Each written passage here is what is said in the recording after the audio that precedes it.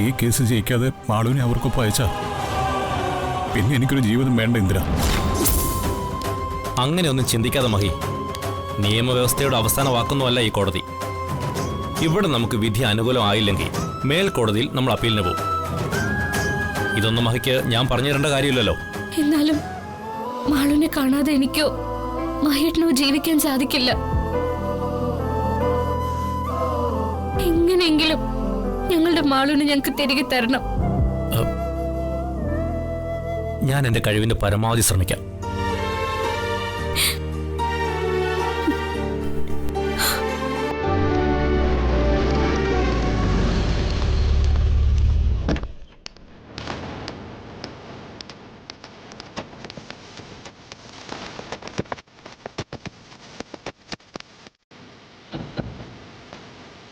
ഇവിടെ പലരെയും കാണും. മോൾ ആരെയും നോക്കരുത്. ആരെങ്കിലും നോക്കിയാ അവരെ പോലീസ് പിടിച്ച് ജയിലിലിടും. അതെന്തിനാ ഒരു തെറ്റും ചെയ്യാത്തവരെ പോലീസ് പിടിക്കുന്നത്? അമ്മ വെറുതെ മാളുവിനെ പറ്റിക്കാന്ന് നോക്കണ്ട. മാളു ആരെ വേണമെങ്കിൽ നോക്കിക്കോട്ടെ. പക്ഷേ മാളുവിനെ നമ്മുടെ കൂടെ തന്നെ പോലീസ് അയക്കും. അതെന്താ? ഗംഗയും മാളുവിന്റെ അച്ഛനും കൂടിയല്ലേ മാളുവിനെ കിണറ്റിലെറിഞ്ഞത്. അത് മാളു ആരോടും പറയാതിരിക്കാനാ ഞങ്ങൾ അറിയാതെന്ന് വീട്ടിൽ വന്നുകൊണ്ടിരുന്നത്. മാളുവിനെ ഒരു നുണയൊക്കെ പറഞ്ഞ് മയക്കി തിരിച്ചു കൊണ്ടുപോകാനായിരുന്നു അവരുടെ ശ്രമം.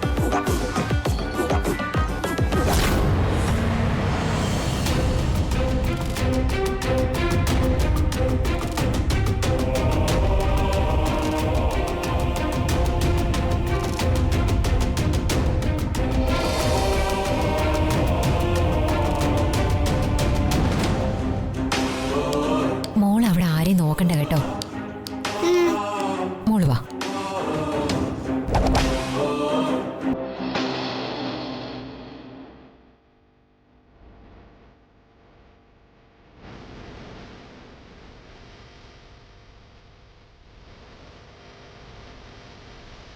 മഹേട്ടാ, മാളു കടൽ കാറ്റിൻ നെഞ്ചിൽ കടലായി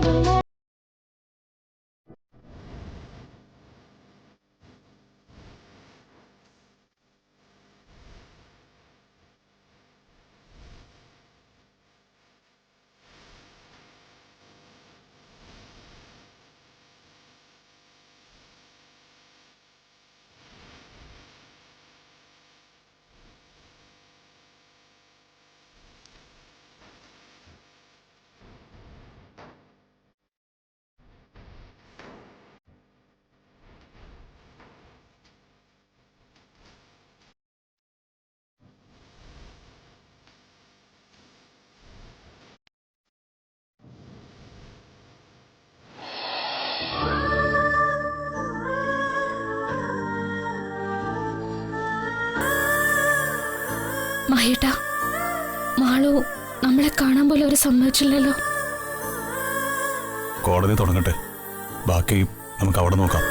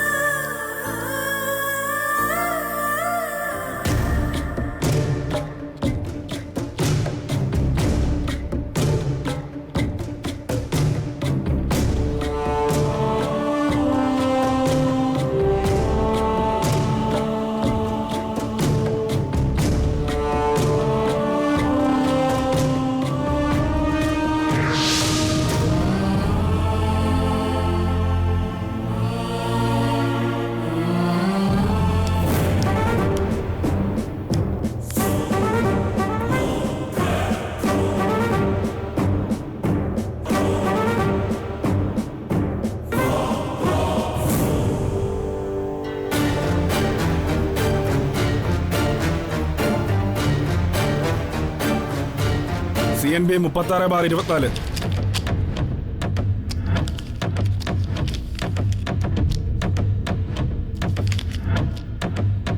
വാദിഭാഗവും പ്രതിഭാഗവും എല്ലാവരും ഹാജരായിട്ടുണ്ടല്ലോ അല്ലേ? Yes your honour. Yes your honour.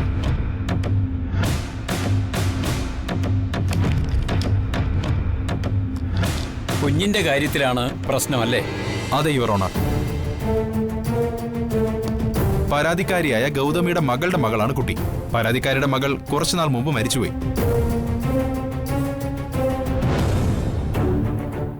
ആ മരണത്തിൽ ദുരൂഹത ആരോപിച്ച് മകളുടെ ഭർത്താവിനെതിരെ എന്റെ കക്ഷി പരാതി ബോധിപ്പിച്ചിരുന്നതാണ്.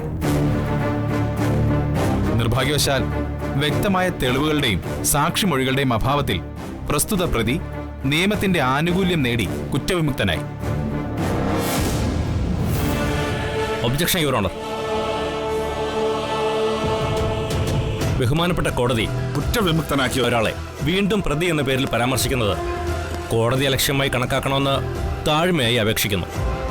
എന്റെ കക്ഷി നിയമത്തിന്റെ ആനുകൂല്യം നേടി കുറ്റവിമുക്തനായതല്ലെന്നും മറിച്ച് എന്റെ കക്ഷി നിരപരാധിയാണെന്ന് ബോധ്യപ്പെട്ടതുകൊണ്ട് ബഹുമാനപ്പെട്ട കോടതി അദ്ദേഹത്തെ നിരുപാധികം വിട്ടയച്ചതാണെന്നും ഇതിനാൽ ബോധ്യപ്പെടുത്തിക്കൊള്ളുന്നു. അങ്ങനെ ആ കേസ് തള്ളിക്കളയാൻ വരട്ടെ. അതേ കേസ് ഹൈക്കോടതിയുടെ പരിഗണനയിലാണെന്നും മഹേശ്വർ എന്ന പ്രതി ഇപ്പോഴും സംശയത്തിന്റെ നിഴലിലാണെന്നും വക്കീലിനെ ഞാനൊന്ന് ഓർമ്മപ്പെടുത്തിക്കൊള്ളട്ടെ. Order order. നിങ്ങൾ പഴയ കേസിന്റെ വാദമാണോ നടത്തുന്നത്, അതോ ഈ കേസിന്റെ കാര്യമാണോ സംസാരിക്കുന്നത്? കോടതിയുടെ വിലപ്പെട്ട സമയം രണ്ടുപേരുടെയും തർക്കത്തിന് വേദിയാവാനുള്ളതല്ല. ഈ കേസുമായി യാതൊരു ബന്ധവുമില്ലാത്ത കാര്യങ്ങൾ രണ്ടുപേരും പുറത്തുപോയി സംസാരിക്കണം. ക്ഷമിക്കണം യുവർ ഓണർ. എന്റെ സുഹൃത്തായ പ്രതിഭാഗം വക്കീലിന്റെ സംശയം തീർക്കാൻ ഞാൻ ശ്രമിച്ചതാണ്. അതോടൊപ്പം ഈ കേസിലെ പ്രതിയെക്കുറിച്ച് ഒരു ധാരണ ബഹുമാനപ്പെട്ട കോടതിക്ക് ലഭിക്കാനായി പഴയ കേസ് ഒന്ന് പരാമർശിച്ചു എന്നേ ഉള്ളൂ. ഇത് മൈനറായ ഒരു കുഞ്ഞ് ഇനിയുള്ള കാലം ആർക്കൊപ്പം ജീവിക്കണമെന്ന് തീരുമാനമെടുക്കേണ്ട ഒരു തർക്കം മാത്രമാണ്.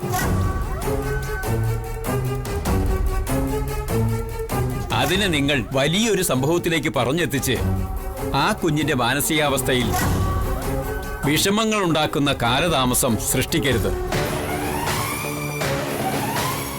എല്ലാവർക്കും പറയാനുള്ളത് കേട്ട ശേഷം നിയമപരമായി തടസ്സങ്ങളൊന്നുമില്ലെങ്കിൽ ഇന്ന് തന്നെ തീർപ്പുണ്ടാക്കി പരാതി പരിഹരിക്കാനാണ് നീതിപീഠം ശ്രമിക്കുന്നത്.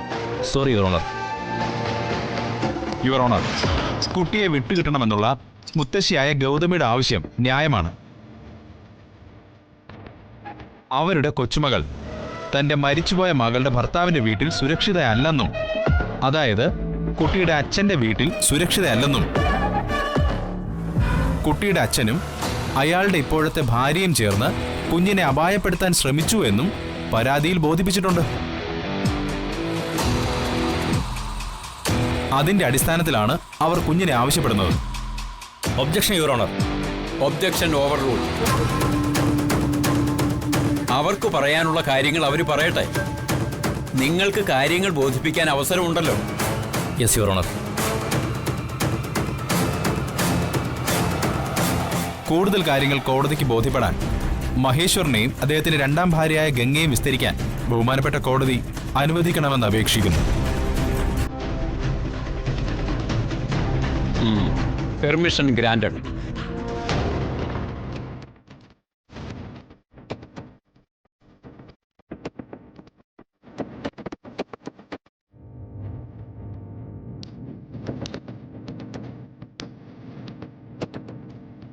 കോടതി മുമ്പാകെ സത്യം മാത്രമേ ബോധിപ്പിക്കൂ. കോടതി മുമ്പാകെ സത്യം മാത്രമേ ബോധിപ്പിക്കൂ.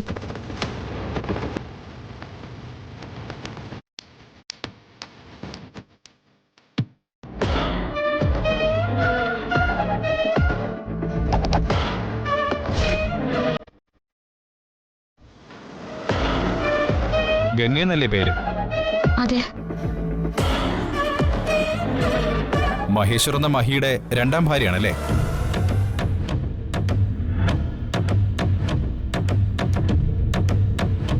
അതെ.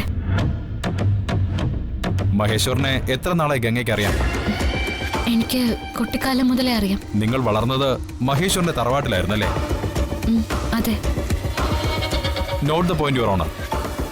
ഗംഗയും മഹേശ്വറും കുട്ടിക്കാലം തൊട്ടേ സുഹൃത്തുക്കളും ഒന്നിച്ച് വളർന്നവരുമാണ്.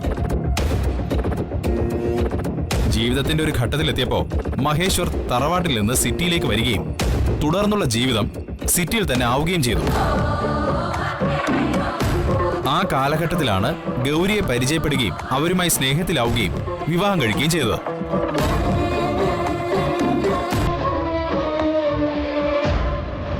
ഞാൻ പറഞ്ഞത് ശരിയല്ലേ? ശരിയാണ്. ഗൗരിയുടെ മരണശേഷം മഹേശ്വർ വിവാഹം കഴിക്കാനിരുന്നതും നിശ്ചയം നടത്തിയതും ശ്രേയ എന്ന പെൺകുട്ടിയുമായിരുന്നു, അല്ലേ? അതെ. ആ, പക്ഷേ അവസാന നിമിഷം ആ വിവാഹം മാറി മഹേശ്വർ ഗംഗയുടെ കഴുത്തിൽ താലി കെട്ടി. അതെ.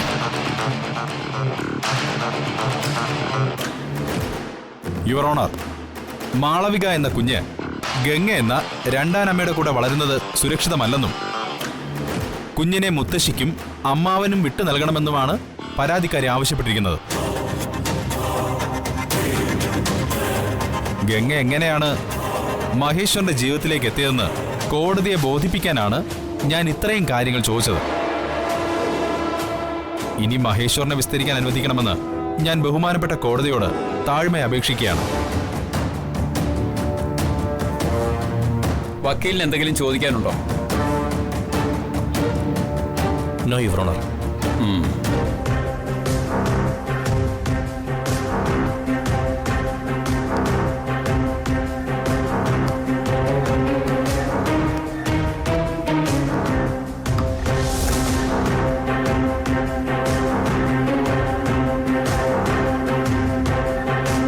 കോടതി മുമ്പാകെ സത്യം മാത്രമേ ബോധിപ്പിക്കൂ. ഗൗരിയുടെ മരണശേഷം മറ്റൊരു പെൺകുട്ടിയുമായി വിവാഹം ഉറപ്പിച്ചെങ്കിലും അവസാന നിമിഷം ഗംഗയെ താലി കെട്ടിയത് എന്തുകൊണ്ടായിരുന്നു എന്ന് പറയാമോ? ശ്രേയമായിട്ടുള്ള വിവാഹം അമ്മയുടെ തീരുമാനമായിരുന്നു. മാളുവിന് ഒരമ്മയുടെ സ്നേഹം ലഭിക്കാൻ വേണ്ടി മാത്രമാണ് ഞാൻ രണ്ടാമതൊരു വിവാഹത്തിന് തയ്യാറായത്.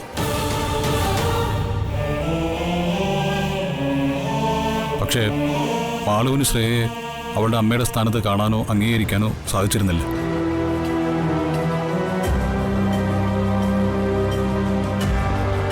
അതേസമയം ഗംഗയുമായി മാളു നല്ല അടുപ്പത്തിലും സ്നേഹത്തിലുമായിരുന്നു. ഗംഗയെ മാത്രമേ അമ്മയുടെ സ്ഥാനത്ത് കാണാൻ സാധിക്കുമെന്ന് മാളു എന്നോട് പറഞ്ഞിരുന്നു. എങ്കിലും പല സാഹചര്യങ്ങൾ കൊണ്ട് ഗംഗയെ വിവാഹം കഴിക്കാൻ പറ്റാത്ത അവസ്ഥയായിരുന്നു അന്നുണ്ടായിരുന്നത്. അവസാനം താലി കെട്ടുന്ന സമയത്ത് എനിക്കെൻ്റെ മകളെ വിഷമിപ്പിക്കാനും എൻ്റെ മനസാക്ഷിയെ വഞ്ചിക്കാനും സാധിക്കാത്തതുകൊണ്ടാണ് ഞാൻ ഗംഗയെ വിവാഹം കഴിച്ചത്. മഹേശ്വറും ഗംഗയും തമ്മിൽ കുട്ടിക്കാലം മുതലേ പരിചയമുള്ളവരായിരുന്നു എന്നും ഒന്നിച്ച് വളർന്നവരായിരുന്നു എന്നും ഗംഗ പറഞ്ഞത് ശരിയാണോ? അതെ. യുവർ ഓണർ, ഗംഗയും മഹേശ്വറും കുട്ടിക്കാലം മുതലേ പരസ്പരം സ്നേഹിച്ചിരുന്നവരാണ്. ഒരു ഘട്ടത്തിൽ മഹി മറ്റൊരു സ്ഥലത്തേക്ക് വരികയും പുതിയ ജീവിതവുമായി പൊരുത്തപ്പെടുകയും ചെയ്തു. ആ സമയത്താണ് മഹി ഗൗരിയുമായി അടുക്കുന്നതും വിവാഹം കഴിക്കുന്നതും.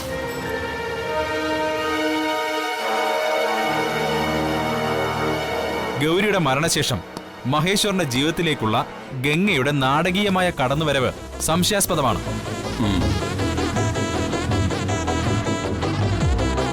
കുട്ടിക്കാലം മുതൽ താൻ സ്നേഹിച്ചിരുന്ന പുരുഷനെ സ്വന്തമാക്കാൻ മാളവിയെ ഗംഗ കരുവാക്കി സ്നേഹം നടിച്ച് പല ഉപജാപങ്ങളും നടത്തി വിവാഹത്തിലേക്ക് എത്തിക്കുകയായിരുന്നുവെന്ന് അവരുടെ തന്നെ മൊഴികളിൽ നിന്ന് വ്യക്തമാണ്. Objection your honour. Objection overrule. അവർ വാദമുഖങ്ങൾ നിരത്തട്ടെ. പരാതിയുടെ വിശദീകരണമാണ് വക്കീൽ പറയുന്നത്.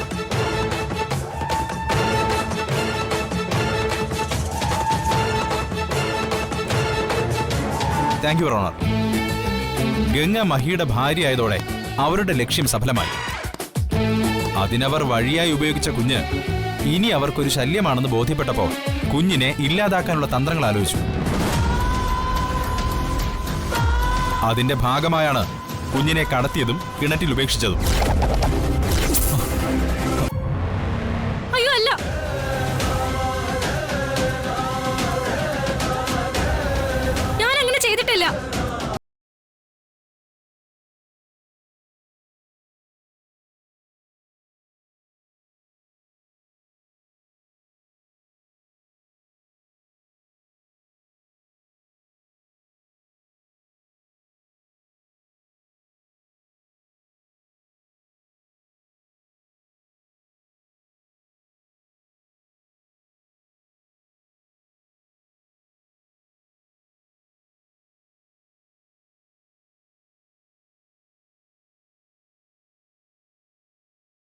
സ്വന്തം ഇഷ്ടങ്ങൾ നേടാനും താൻ ആഗ്രഹിച്ചത് സ്വന്തമാക്കാനും എന്ത് നീചകൃത്യം ചെയ്യാനും മനുഷ്യൻ തയ്യാറാണ്.